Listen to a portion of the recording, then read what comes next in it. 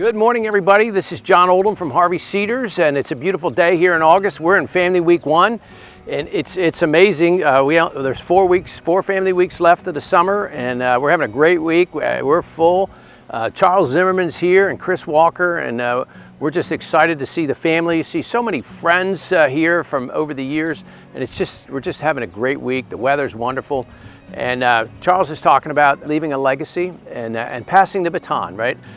Which makes me think about my dad a little bit and passing that on and passing it on to the next generation. And then I think about my children and my grandchildren and passing that on. It's really, really important. And I was thinking too about the humanness of Jesus. We see a little bit of that in John chapter 4. Great story that John tells us about the woman at the well. It says that, and Jesus was tired from the journey, right? He went right from Jerusalem right up to Galilee, right? Most Jews would not have done that, but he was tired from the journey and he sat down. And he was thirsty and he started to have a conversation. But something that's really stuck out to me, oftentimes when we think about Jesus, we see the deity. We see him turning the water to wine. We see him feeding the 5,000. We see him raising Lazarus from the dead. We see him healing people, the lepers.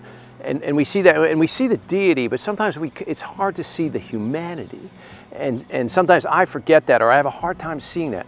But in this picture, we see just a snapshot of Jesus, the humanity. He was tired from the journey, and he sat down. And he was thirsty, and he needed to drink. And Jesus was just as human as you and I. He was all that it was to be God, but he was all that he was to be man, right? And so he was tired from the journey and sat down. And so what does that mean, though? Is that he experienced everything that we experience in his humanity just like we do. He has gone through everything that you are going through or have gone through. I don't know what you're going through today, but he has been there. He wants to walk beside you and with you through that journey. And the humanity of that, because he has been there, he has experienced it, and he understands. And that we see in that little snippet of John chapter 4. And he was tired from the journey and he sat down. Have a great day. Appreciate your prayers for Harvey Cedars.